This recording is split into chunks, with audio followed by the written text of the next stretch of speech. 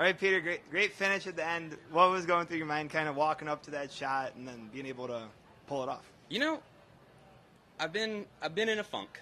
My golf hasn't been good. I had a reset last week. I didn't get to go play golf at my favorite place in the world, Pebble Beach. It's the first time in my tour career I've not been there. So I was really disappointed, but I also, instead of sulking, I used the week to sort of reset. And so this week I've been trying to focus really hard on letting go of the results and being more process-oriented, trying to take care of my business, do my job, and I've done a great job of that. With all that said, walking up to the last green there, I did have this thought. The last time I made a cut in an event that had a cut, I've played a couple that didn't, but the last time I made a cut was at the Barracuda Championship in Truckee, California, a long time ago. So I had that thought walking up to the green there. So to see the chip go in and to know I was going to have a weekend tee time here at an awesome event that's super fun and exciting, it feels really good.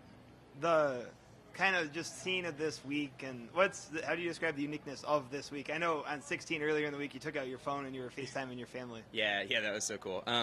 You know, I remember as a kid, I was the 97 Bulls. I remember the 97 Bulls because everyone that was alive then liked Michael Jordan, thought he was, this stuff. So I remember watching the 97 Bulls. I was 10 years old, and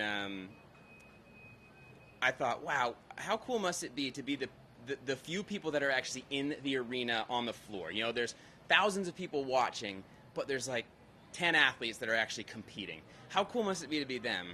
And as a golfer, this is our chance to be them. Like we get to be in an arena and play, and that's, it's just not something that I take for granted. It's really cool. So this week, there's nothing like the energy of being on 16 actually, because any other 150-yard par 3 with a couple of bunkers around it, we're like, oh, birdie opportunity for sure.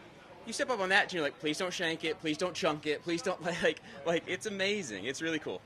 And the shot, your last shot on 9, what is your process in terms of where you're trying to land it? Like what type of shot you're trying to play? Yeah, I must have had a lot of adrenaline on the wedge because you don't want to miss it over the green to that pin. And I really wasn't that disappointed when I hit the wedge. I thought it was good, but it just went way too far. And so I left myself a little bit of a tricky shot, but fortunately, obviously, we're on the PGA Tour. I'm thankful for all the agronomists. We played perfectly manicured golf courses. The grass was great. I knew if I could land it right between, there was a cut of primary rough, and then the fringe, and in between was like a semi cut of rough, and it was probably 2 or 3 feet wide. And if I landed it in there, I knew I could trickle it out on the green and have the right speed to be close to the hole.